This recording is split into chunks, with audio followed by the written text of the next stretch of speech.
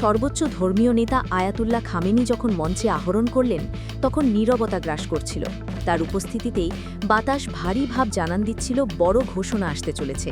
তিনি যখন মাইক্রোফোনের সামনে দাঁড়ালেন, মুহূর্তের মধ্যে পুরো পরিবেশ এক অজানা আশঙ্কায় গভীর হয়ে উঠল। তার কণ্ঠ ছিল শান্ত, কিন্তু সে শান্ত স্বর থেকে বের হলো এক দীর্ঘ ও ইস্পাত কঠিন বার্তা, যা ঝড়ের বেগে ছড়িয়ে পড়ল তেল সমৃদ্ধ আরবের সীমানা পেরিয়ে পশ্চিম বিশ্বের ক্ষমতাধর পরিবারগুলোতে। তিনি স্পষ্ট ভাষায় স্মরণ করলেন, ইরানের সক্ষমতা সহ্য করার মতো ক্ষমতা মধ্যপ্রাচ্যের এখন আর নেই। তার এই একটিমাত্র বাক্য যেন বারুদ ভর্তি এক ড্রামে আগুনের ফুলকি ছুড়ে দিল। খামেনির এই হুঙ্কারের পরেই গোটা মধ্যপ্রাচ্য জুড়ে এক শীতল স্রোত বয়ে গেল, কারণ এটি কেবল ফাঁকা বুলি ছিল না। ঠিক তার পরবর্তীতে ইরান বিশ্ববাসীর চোখের সামনে এমন সব সামরিক শক্তির প্রদর্শনী শুরু করল, যা দেখে শুধু আরব প্রতিবেশী দেশগুলি নয়, বরং বিশ্বের বুকে দাদাগিরি করার সুপার পাওয়ার দেশগুলো রীতিমতো অবাক হয়ে গেলেন। তাদের কপালে চিন্তার ভাঁজ ফেলে তেহরান একে একে উন্মোচন করতে শুরু করল তাদের গোপন ও ভয়ঙ্কর সব মরণাস্ত্র। শুরুতেই সমর বিশেষজ্ঞদের চোখ কপালে তুলে দিয়ে সামনে এলো শাহেদ 285। প্রথম দর্শনেই হয়তো অনেকে একটি সাধারণ জৌলসহীন হেলিকপ্টার হিসেবে ভুল করতে পারেন, কিন্তু এটি আপাতত সাধারণ চেহারার আড়ালে লুকিয়ে থাকা এক ভয়ঙ্কর ঘাতক সত্তা। এটি অসম্ভব বুদ্ধিমান যুদ্ধযান। এর নকশা এমনভাবে করা হয়েছে যে মাত্র একজন পাইলটই পুরো হেলিকপ্টারটি নিয়ন্ত্রণ করতে পারেন, যা এর ক্ষিপ্রতা বাড়িয়ে দিয়েছে বহুগুণে। আর ঠিক এই ছোট আকারের কারণেই এটি অবিশ্বাস্য গতিতে আকাশের দিক পরিবর্তন করতে পারে, যা শত্রুকক্ষের রাডার বিধ্বংসী ব্যবস্থার জন্য লক্ষ্য স্থির করাকে প্রায় অসম্ভব করে তোলেন। ইরানের এই হেলিকপ্টারটিকে এমনভাবে তৈরি করা হয়েছে যে এটি অনায়াসে ছোট রকেট এবং গাইডেড মিসাইল বহন করতে পারে। আপনি হয়তো ভাবছেন, এত ছোট হেলিকপ্টার যুদ্ধের ময়দানে কতটুকু বা প্রভাব ফেলবে, কিন্তু ইতিহাস এবং সাম্প্রতিক মিশনগুলোর রেকর্ড বলছে অন্য কথা। ইতিমধ্যেই বেশ কয়েকটি সফল মিশনে অংশ নিয়ে শাহেদ 285 তার মারণ ক্ষমতার প্রমাণ রেখেছে। তার সাফল্যের ঝুড়ি এতটাই ভারী যে শত্রুপক্ষের বিশাল আকারের হেলিকপ্টারকে আকাশেই ধ্বংস করে দেওয়ার মতো অবিশ্বাস্য রেকর্ডও তার নামের পাশে যুক্ত হয়েছে। এটি কেবল একটি হেলিকপ্টার নয়, বরং ইরানের প্রযুক্তিগত দক্ষতার এক জীবন্ত জ্বলন্ত প্রমাণ হিসেবেই আকাশ দাপিয়ে বেড়াচ্ছে।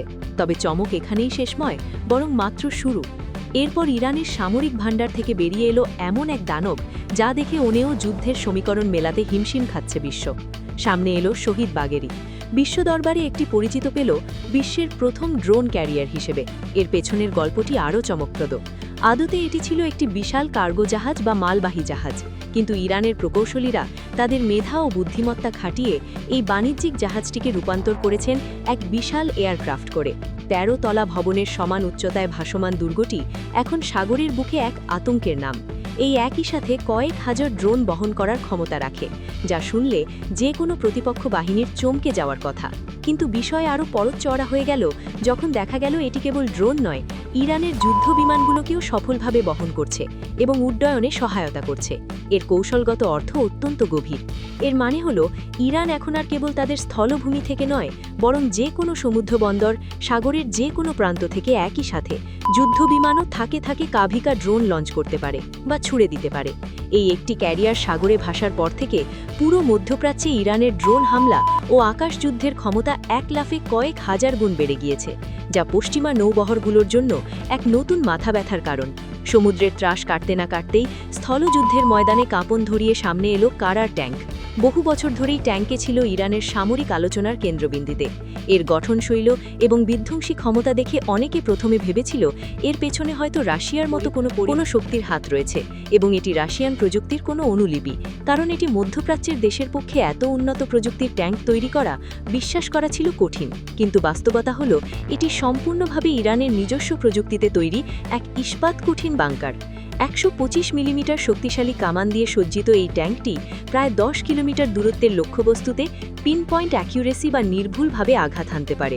তবে কারা ট্যাঙ্কের সবচেয়ে অবাক করা এবং ভয়ানক দিকটি হল এর বহুমুখী আক্রমণ ক্ষমতা।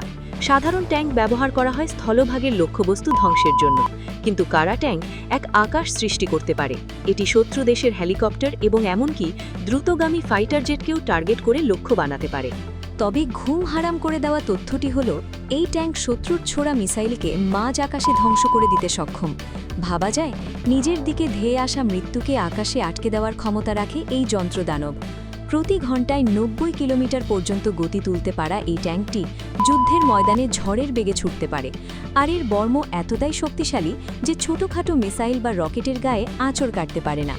যুক্তরাষ্ট্র নেটো জোটে ট্যাঙ্ক নিয়ে এত বেশি চিন্তিত তা এখন দিনের আলোর মতো পরিষ্কার, কারণ বিভিন্ন মহলে তাদের নিজস্ব আধুনিক ট্যাঙ্কগুলোকে বরাবরই টেক্কা দিয়ে নিজের শ্রেষ্ঠত্ব প্রমাণ করেছে ইরানের এই কারার ট্যাঙ্ক। কিন্তু এসব প্রদর্শনীর সবচেয়ে বড় চমকটি তখনও বাকি ছিল, যা অপেক্ষা করছিল একদম শেষে। এর জন্য বহু বছর ধরে নিশ্ছিদ্র গোপনীয়তার চাদরে মুড়ে রাখার পর অবশেষে ইরান তাদের তুরুপের তাসটি উন্মুক্ত করল। সামনে এলো কাহির F-300 স্টেলথ ফাইটার জেট। এর আগে একবার ইরান পরীক্ষামূলকভাবে উড়িয়েছিল বটে, কিন্তু তখন অনেকেই প্রচণ্ড বলে উড়িয়ে দিয়েছিল। তবে গোয়েন্দা রিপোর্টে অস্তিত্বের কথা বিশ্বের সামনে চলে আসা টনক নড়েছিল অনেকের। এরপর দীর্ঘ সময় ইরান এবং ফাইটার জেট নিয়ে মুখে কুলু পেটেছিল, কোনো তথ্য নেই, কোনো ছবি নেই। কিন্তু 2025 সালের শেষ লগ্নে এসে ইরান আবার তাদের এই অদৃশ্য বাজ পাখিটিকে সামনে এনেছে। বিশেষ সূত্রে শোনা যায়, মাটির গভীর তলদেশে থাকা গোপন ল্যাবে বছরের পর বছর ধরে তিলে তিলে তৈরি করেছে বিমানটি। এই ডিজাইন এতটাই অত্যাধুনিক এবং স্টেলথ বা অদৃশ্য হবার বৈশিষ্ট্য এতটাই শক্তিশালী যে এটি শত্রুর রাডারে ধরা পড়ার সম্ভাবনা নেই বললেই চলে। আকাশের বুকে এটি হবে এক অদৃশ্য ছায়া। বিশেষজ্ঞদের ধারণা, এই ফাইটার জেট ঘণ্টায় প্রায় 3500 কিলোমিটারেরও বেশি গতিতে উড়ে যেতে পারে, তার শব্দের গতির চেয়েও বহুগুণ বেশি। ইরান যেভাবে এতদিন এটি লুকিয়ে রাখার পর আবার প্রকাশ্যে আনল, তা স্পষ্ট বোঝা যায় যে তাদের মধ্যে আকাশ যুদ্ধের খেলায় এক বিশাল ও আমূল পরিবর্তন এসেছে, যেখানে তারা আরও কারো দয়ার পাত্র নয়। আকাশ এবং স্থল এরপর ইরান তাদের আধিপত্য প্রমাণ দিলে জলের নিচে সামনে এলো ফাতে ক্লাস সাবমেরিন। এটি সম্পূর্ণ ইরানের নিজস্ব প্রযুক্তিতে তৈরি আধুনিক সাবমেরিন। প্রায় 600 টন ওজনের এই যুদ্ধজাহাজটি পানির 200 ফুট নিচে মাসের পর মাস একটানা ডুবে থাকতে পারে, যা শত্রু নজরদারির বাইরে থাকার জন্য এক আদর্শ ব্যবস্থা। তবে এই সাবমেরিনের সবচেয়ে গুরুত্বপূর্ণ কৌশলের দিক হল এর অপারেশনাল এরিয়া। এই পারস্য উপসাগরের মতো কম গভীর পানি অঞ্চলে নিয়মিত টহল দেওয়ার জন্য বিশেষভাবে ডিজাইন করা হয়েছে। ঠিক এই জায়গাতেই মার্কিন রণতরীগুলো নিয়মিত টহল দেয়। অগভীর পানিতে বড় সাবমেরিন চালানো কঠিন, কিন্তু ফাদে ক্লাস সাবমেরিন যেখানে নিজের রাজত্ব কায়েম করতে সক্ষম। এতে রয়েছে টর্পেডো ও মাইন এবং অ্যান্টিশিপ মিসাইল। এমনকি অনেক গোপন রিপোর্টে বলা হচ্ছে যে উন্নত সংস্থাগুলো এখন ক্রুজ মিসাইল যুক্ত করা হয়েছে, যা পানির নিচ থেকে ভূমিতে আঘাত হানতে পারে। ইরানের এই সাবমেরিন অত্যাধুনিক রাডার ও সোনা সিস্টেমকে একাধিকবার ফাঁকি দেওয়ার রেকর্ড করেছে, যা মার্কিন নৌবাহিনীর জন্য বড় অস্বস্তির কারণ। সবশেষে ইরান পরিচয় করিয়ে দিল তাদের আকাশ থেকে নজরদারি রকানো হাতের সাথে, যার নাম শাহিদ 129।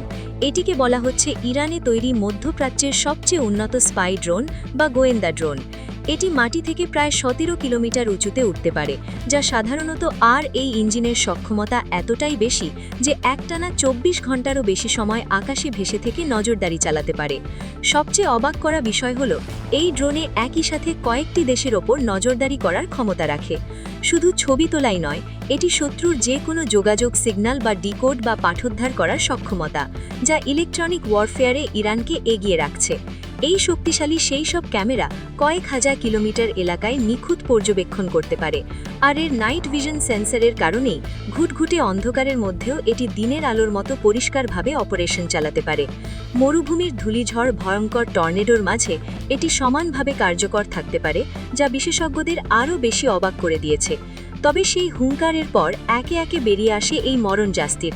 এটা প্রমাণ করছে যে ইরান আর পুরনো সমীকরণে আটকে নেই। শাহিদের কপ্টার থেকে শুরু করে ড্রোন ক্যারিয়ার কিংবা কারার ট্যাঙ্কের মতো বিধ্বংসী স্থলশক্তি, আর সবশেষে অদৃশ্য গতির কাহের ফাইটার জেট, সব মিলিয়ে তেহরান যেন এক দুর্ভেদ্য দুর্গে পরিণত হয়েছে। মধ্যপ্রাচ্যের রাজনীতির শক্তি ভারসাম্যে যেন এক নতুন মোড় নিয়েছে, তা আর বলার অপেক্ষা রাখে না। বিশ্ব এখন এক নতুন ইরানের মুখোমুখি, যাদের সক্ষমতা অবজ্ঞা করার সাধ্য সত্যিই এখন আর কারোরই নেই। তো বন্ধুরা, আজকের ভিডিও এখানেই শেষ। ভিডিওটা ভালো লাগলে অবশ্যই লাইক দিন, খবর রূপান্তর ট্রেন্ডস চ্যানেলটি সাবস্ক্রাইব করুন, আর নিচে কমেন্ট করে জানাবেন আপনার মতামত। আবার দেখা হবে পরের ভিডিওতে। আল্লাহ হাফেজ।